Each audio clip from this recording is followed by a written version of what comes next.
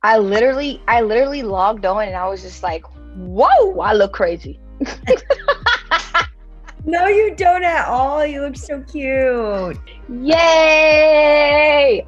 What's up, everybody? It's a girl with a horse tattoo, and I'm so excited to introduce another episode of Black Life After Travel. Here on this episode series, we're talking about living abroad, transitioning back to America, or even just staying abroad, and what's that like during a global pandemic. Yes, I am so excited to invite my guest, Alex. Please give her a warm welcome.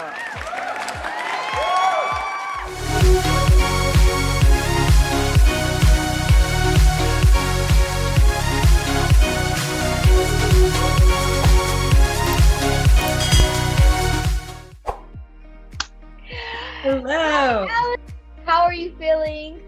I'm good. I'm a little chilly, but I'm doing really well, and it's so nice to talk to you. We haven't chatted in a while, so I'm like super excited. I know, and we did, guys. We met each other in Thailand, and we both are back in the States. So I have a question for you, Alex. How are you navigating, life, in a global pandemic in New York City? This year has been a whirlwind. I mean, obviously for everybody. For me, it's been a year of like constant changes, actually. It started out, it's so funny. I spent last New Year's Eve in Singapore. You know, my time in Bangkok, the teaching ended in February, and then I did like solo backpacking throughout Southeast Asia, which was a huge goal of mine when I was abroad. I Wow. wanted to just do it alone. I wanted I wanted it to kind of Yeah. end that way, just with my own And you terms. were doing that, like, I think you were doing that right when things were getting kind of shaky. Yes, I was doing that like because at the time we didn't know what it was. It was Yeah. more just like I was like, should I do it? Should I not? And it was more of like, just be careful. Like this, it'll pass. Like just be cautious and it'll be fine. Like it wasn't. If it was what it later became or what we later knew it to be, I definitely would not have done it. Probably, like definitely wouldn't have done Yeah. it. That Yeah. led you into your 2-week quarantine when you got back to New York, right? Actually, it was 20 days or something. I was in an apartment in New York City alone, Ugh. actually Oof. with two cats. One cat was so nice. The other cat was Was very a nice. monster. Within 2 days, I had to pack up my a life that I had established and built there for a year and a half. And I left. I mean, I was able to pack it all up, but I didn't get closure from Bangkok. It felt like home. It honestly started to feel like home to me. Pack it up in a day. There's Yeah, so many things, yeah, that I still, of course, like that. I'm like, didn't get to do I that. know. So I'm from Albany, which is upstate New York, and my family lives in Albany. But I have an uncle here and a few friends here and my cousins here. So I do know people here. Was lucky enough that I was able to quarantine in an apartment before going eventually to Albany to see my family. And when I got back into New York, it was like no traffic. It was such an eerie feeling. I remember it was cold. I came from the sunshine and it was raining and cold, and everybody had masks on, and I was just like, I was used to masks in Bangkok because of the Yeah. pollution, as Yeah. you were. And Yeah. then now, so I haven't stopped wearing a mask since December of 2019. By the second time around, because it's like a season, right? They call it pollution season. By the second round, I was like, okay, I'm ready for this now in a weird way. So then I got here, I quarantined alone, then finally got to see my family. And I went from all this freedom, all this adventure, everything to Oh, we know you can keep it real because we know when you leave from abroad, you come back to America, or vice versa. You have to go low before you can go high. It's just the natural roller coaster of emotions, and it's just unfamiliar, and you're transitioning. You have to allow yourself to go low and embrace it, and just get ready to sprint into your life when you feel upbeat when you're and ready.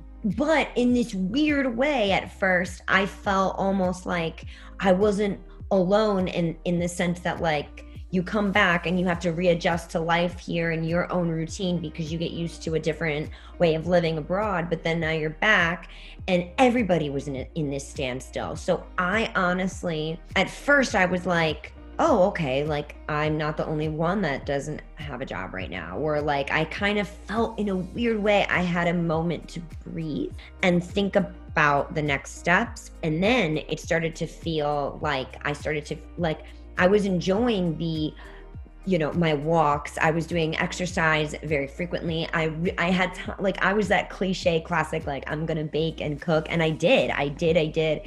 I really spent time enjoyed the time with my family because I hadn't seen them for a long time, with my sisters, my mom, my dad, so as we entered into the summer, I really was like, what am I going to do? Because it's the heat. The heat makes the virus go down. And then when it gets cold, that's when the virus kind of, explodes. That's why in California here, we're experiencing a peak in deaths and people getting it. And they're trying to tell us not to travel, but people are traveling more than they've ever traveled before in their life. But we have a vaccine coming. Yeah.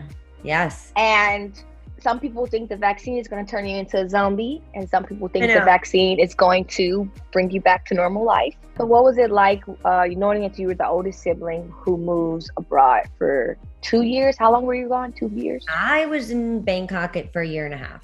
So you were there, 2 years? Yeah, I was there for 2 years, and then I went to Korea. Yeah. I remember you were like that. You were the Bangkok expert. I felt like I remember I got there. I was like this newbie, and you were like been there for at least a year at that point. So, and at first, my intention was not to stay as long as I did. And so I think when I left, my family and including my sisters, were very okay, it's only a few months that she's going to be gone. And so that was a comforting thought, just because I really didn't anticipate staying. And then when I decided I was going to stay longer, they were like, what?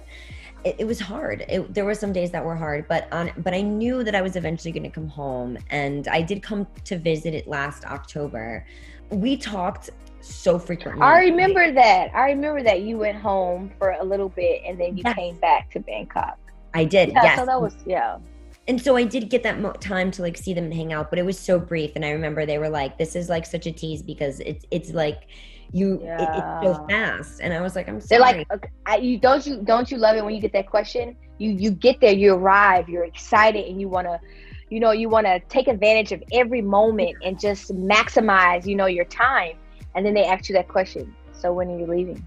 Right. You're like, can we just focus on the time that we have now? We're together. Yes, that's exactly it. I remember that in that October that I was just like, no, let's just enjoy this.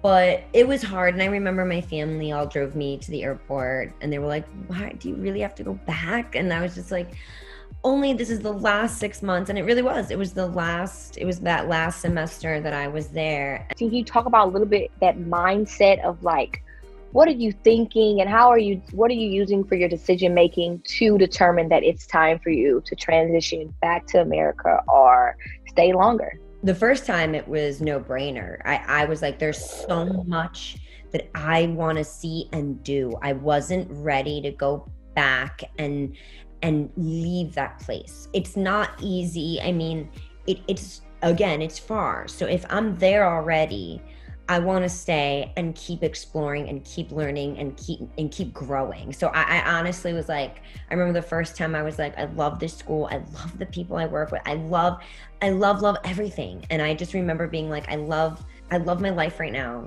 And I'm very happy. So the first time it was I remember thinking, I am not ready to go because there's more to see and do. When I left initially, I was I was in a position in my life that I needed a change. I remember I needed this, there was something missing. And I needed to go. I remember it was that mindset. I mean, it's basically like when things aren't working out the way you predicted or expected, and you don't feel like you can really make the puzzle work in your current environment, in your current situation with the tools that you have. You just have to uproot yourself and find another base for you to create and get inspired and reposition the puzzles for things to start making sense. So Absolutely. I totally get it. I totally connect with it. I totally relate. I just remember I was in this mindset of, okay, not really knowing what I was getting myself into. And thinking back some days, I'm like, I did that. Like, Yeah, I'm like, that's the most exhilarating feeling of not knowing, but knowing that you're going into the deep end. In the like deep end. not knowing, but then knowing that you're going to dive into 12 feet or even more feet than that. And that exhilarating feeling of not knowing the unknown into the unknown. Into the unknown. I remember. Into the unknown. But today was my first day of the winter break. Finished the winter break. Oh, yeah. I'm also working at a private school. So today was my first. I know. I don't know if I told you that. No, I didn't know that. Yeah, I got hired at this private school, and it's everything, it's so diverse. It's 40% diverse. So I get to work with Asian and Indian and, all types of kids. And it's just all about the education. No drama.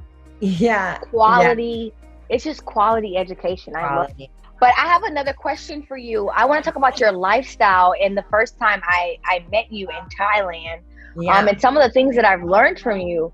Guys, when you are going to your school, whether it's in the States or it's in another country, on another continent, you need to be like Alex, okay? She came into that school. She was dressed. Hair was did, okay? She was smiling. She spoke to everyone. She asked everyone multiple questions, follow-up questions. She listened. And she was just, ready to go. And I remember her first impression was such a huge one. And I remember asking B and New, I was like, what do you think about, what do you think about the new person? How is she? And V was like, she's very friendly and she talks a lot, but she's very friendly and she smiles. And I was like, okay, well, I can, when they say you talk a lot and you were friendly, I was like, okay, I can do that. Yeah. I was like, let me go find her. And I remember going up the stairs.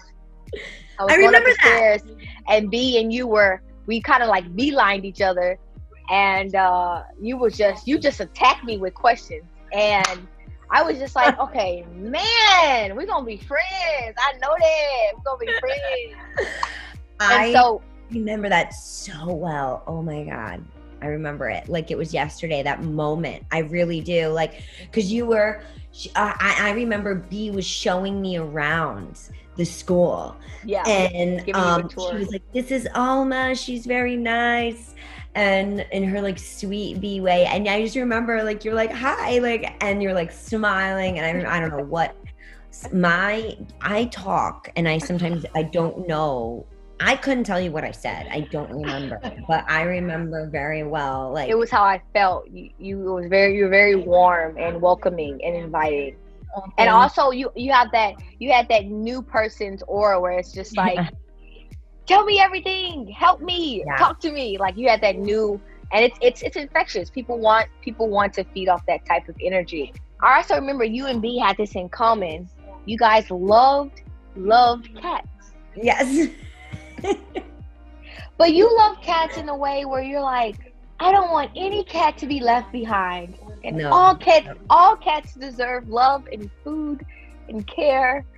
Yeah, I remember that. When did your love for cats grow like this? Where did you get your love for cats? Okay, honestly, I always liked them. I never had an issue with them.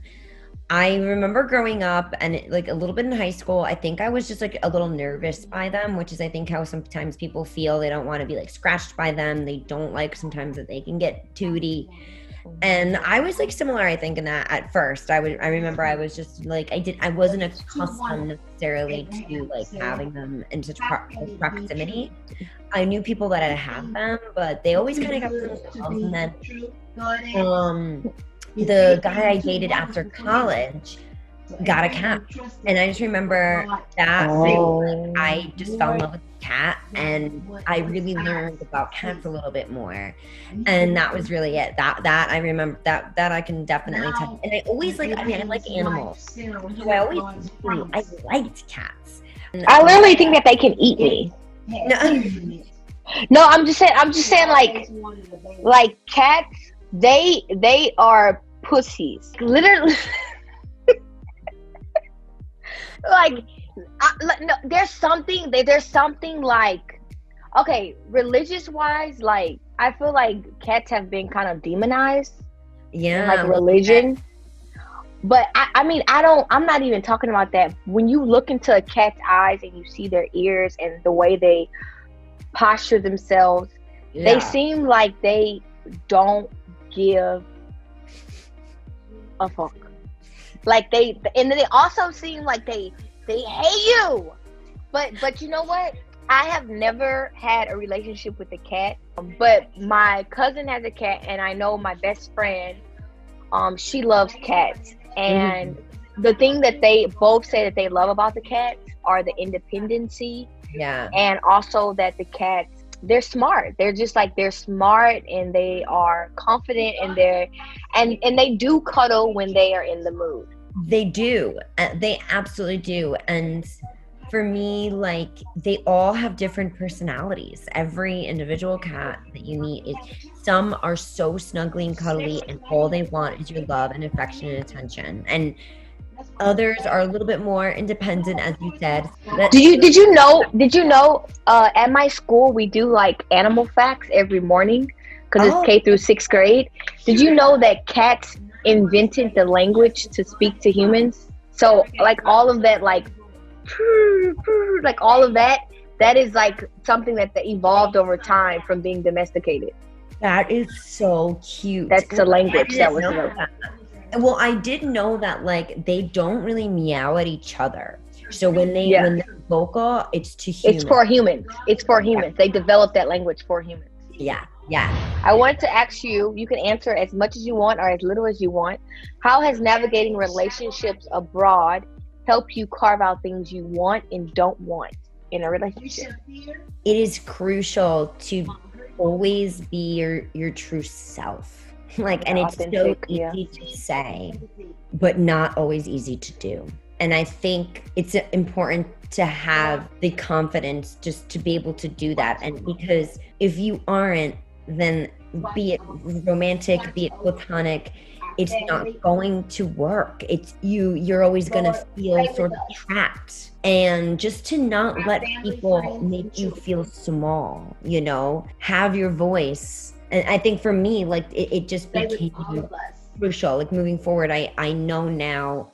That's really good, because it's just like if you show up with partially of who you are, then you will never be able to fully like be yourself and immerse in the relationship, because you feel like you only have that little one dimension of yourself represented within the relationship. So just to be fully yourself, authentic to who you are and what you expect, set clear boundaries. Yes.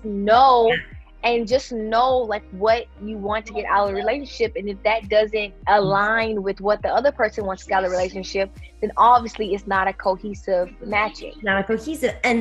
And to listen. I think like there are so many times I would ignore things that I felt were wrong. I did listen recently to my I love that. I loved how you said to be sensitive to the cues and not ignore them just because you want to stay in the relationship. Yeah. Because I feel like people show you who they are. Yeah. And you can either accept it or, turn a blind eye.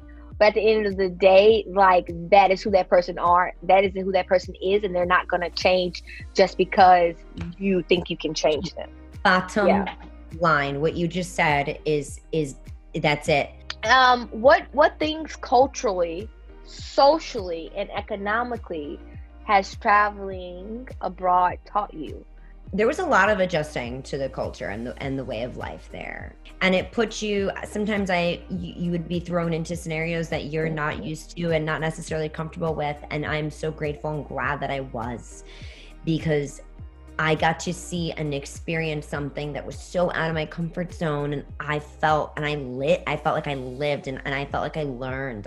I learned, and I think I learned to be more patient. The pace is different. It is a different pace. And I think I was once where I felt like things had to be done in a certain way. The pace slowed down, and you're not always gonna, and with the language barrier and everything, like sometimes if I ordered something and it wasn't what I ordered, I would see that it was a hard work. I don't know, my heart like went out to the people because they would do everything with the smile on their face, and they were so grateful. I was much more just kind of like, it's understanding, compassionate. Yeah. No, because I am here. I am in your space, and who am I to, not use my standard of living and throw it on you for you to adapt and meet me at what I expect in my standards are. I'm the one that's here. You are showing me your country, your culture, your religion, everything. You submit to their culture, and you let them teach you, so you can learn your way of living. Right. So you can learn how they do it. Maybe they expect to move slow so you can enjoy. Maybe they don't want to be confrontational because they want you to be a loyal customer, and they care about your relationship of the exchange. I got to know like the people on my street, the little shops, the little restaurants, my routine, I would walk back from this train, from the BTS station, and I would say hello to my people. I would have my dinner and lunch or whatever it would be, or wherever, and with certain people, and we formed that relationship. Socially, how has abroad impacted you, or taught you anything? I'm a pretty social person, I have to say. I remember I reached out to you, and I was like, that first time, remember we went to the karaoke place, and we didn't know each other all that well. And I just remember I texted you. I was like, "Hey, like, what are you doing this weekend?" What a wild night. And I really love that about you, because one thing I learned about being abroad is some people have been there a long time, and they're not interested in being social. They want a routine that they can expect and commit to weekly. And so doing things spontaneous or erratically, it knocks off their flow. I know Bill was a routine guy. If you ask him to come out on weekend, he already has a flow. He doesn't want that to be disrupted. He had been there for 5 years? He has formed a life. Yeah, and we're there to experience and do this and I'm so glad you made that step, because I had been there for a while, and I had a couple of rejections and stuff, and I had learned some things, and I realized that, okay, well, I know I'm ready. So if you're ready, just approach me, and I'll meet you with that energy. But that being said, like here at home, I know people, it's harder sometimes. I think when you are here and you kind of have depending on where you go, like let's say Albany, for example, people are pretty much established. It's hard to break through. It's hard sometimes. Like I've got a wonderful group of friends who I've known for my whole life, and I love them. But when I was abroad, I didn't have like a base. I didn't have that. So I made a true effort to reach out and formulate relationships with so many people. That was one of my goals, I think, coming out of this whole thing, was me being comfortable and being independent and just gaining an independence that I think I didn't really have before. And I have strived for it. I really have. Did you want to say anything about economically? Did you learn anything about saving money or how money should flow from living abroad? I didn't save money abroad. I honestly have to say that I was okay with that, because economically, every ounce of money I made, and I did some online tutoring on the side, like the VIP kid and all of that stuff. I did that. I went to traveling. I really didn't buy, now I'm back home, and I'm like, I'm going to buy my AirPods, and I'm going to buy some more makeup, and I'm going to invest in stuff. Yeah. It's have changed my life. Life changers.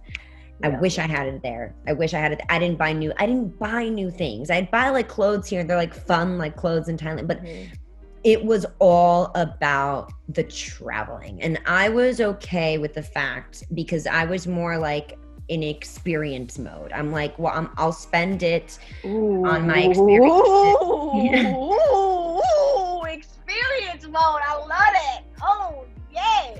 Yes. It's so visceral. Experience mode. Ooh, I really. Lord. I need that on a shirt. Experience mode. Ooh, Travel. oh my God. Passport. Stamp. So I have one more question for you. Okay. I want you to really think about this question. I think I'm gonna be. Right. No, but I really hope that I left a footprint on some of the lives. I was telling my friend Kay in one of the other interviews that you guys should go check out. I will. That I had a brown Thai girl in one of my classes, and I really tried to encourage her to own her skin and embrace it. And just because that she was one of the smartest kids in the class, and also she was one of the darkest kids in the class. So I wanted her to embrace her intellect, and I wanted her to embrace her skin color. And I really would have conversations with her at the beginning of class and at the end of class. And I really just hope I left a little footprint on her heart to be proud. So what can you think of for Alex? How has Alex left an impact on the places she traveled to? You definitely were the glue to the office. You definitely fostered a communal environment. You definitely fostered a healthy, thriving, beautiful work environment, energy, aura, atmosphere, vibe, feng shui, everything. You were the glue to that, and I hope you're able to take that in every setting and place that you're in, because you definitely have that power and that skill to connect people and bring like this family energy to the workspace. Oh my God, that's so sweet to hear, and I'm glad to hear it. And actually, I remember B telling me, and Brad told me this too, like I try to connect with everybody in the office. Like I remember I made little relationship, I connected with everybody, and I remember for all of us, it was that Christmas. Yeah. And I remember we all bonded really well. And I remember like before, you guys had said like you guys hadn't done that. I think when I came in, I was just very much like, I was ready to be there. You were like, nurse. Yeah. I said, hi, I'm here. And I was just trying to like, I don't know. Trying to like make a concoction, make some gumbo. You was mixing and you was adding spices and flavors. She was like, okay, this person had this person said, okay, yeah, let's all make a meal. Like, let's all do it. And I think I loved that first because the office evolved, you know. After you left, it you know, we went through like an evolution in the office, and now I wonder like who's even there, because B's not even, she's in a different job now. I really think that era of time when it was you, me, Brad, Candace, Vil, B, and Nulek, I honestly think that there was something super special about that. And I remember being like, I'm here. I'm not going anywhere. I am here to stay. And I stayed for a year. And I loved it. And that's something, what you just said, if you're watching this and you want to travel and teach abroad, that's something everybody wants to know. Are you here? Are you staying? Are you going to be present? Yeah. Every job abroad wants to know that. And when I say, are you here and are you staying? The contract, completing the contract. Yeah. They don't want to just you to put on a contract. They want to feel that in your actions, your intentions, your words, your presence. They want to feel that you're here to complete the contract and be present. And Alex, you gave us that, and that was security. And all of us just kind of like, you know, just blossomed into these beautiful butterflies because we felt safe. Our environment felt safe and like it was going to thrive because you committed. When I left, and this is what I was going to say about like the impact, and I'm sure so many people have made an impact on me that I've met, and I hope I could have done the same. But in terms of my students, like the last day they had all of me loves That's all, and they had, all of yeah, you. they had me leave the room. They got their phones out, turned the lights off, got the music ready, and had like a huge like card for me, and just like flowers, and they were crying, and they were just like, we're gonna miss you so much. And I walked in and they were all singing that song. It was that moment for me was like, I never felt that before with students. Like, I connected with my students before, but this was special. I was there. I think like we were there for, they knew us. They got to know us. We were there for a whole year for them, like that doesn't always happen. It was an honor to be there. It was honestly with those kids and with you guys and all the things. I mean, I know that the person I am now is I'm at my essence, at my core, I am still the same person as when I landed for the first time. My 2 feet landed in Thailand, but I'm not the same. I would have never learned the things that I did about myself, about the world, about others, about how to, I don't know, I would never have had the perspective, the eyes that I have now, had I not done that. Having done that, having gone there, it was the best thing to this day, I can honestly sit here and say it's the best thing I've ever done. It's the absolute best thing. And sometimes I'm lost for words to describe that. I will forever be grateful. And I can only hope that all the people I've met along the way, hopefully they feel the same way. I don't know. That was beautiful. Let's just end on that note. Yeah. that was very, very beautiful. And it's just like the way you feel, you hope that people are reciprocated that feeling of gratitude and warmth and just love. Yeah. Thank you so much for joining me, Alex. I literally almost cried, like, just because I know what you're saying without your words. I just want you guys to, if you enjoyed Life After Travel, please subscribe to the channel, like it, comment, let us know some of the countries that you are thinking about traveling to in the comments below. I'm a girl with the horse tattoo. Follow me on Instagram. Thank you so much, Alex. Thank you, Mama. Love you, and I'll talk to you soon.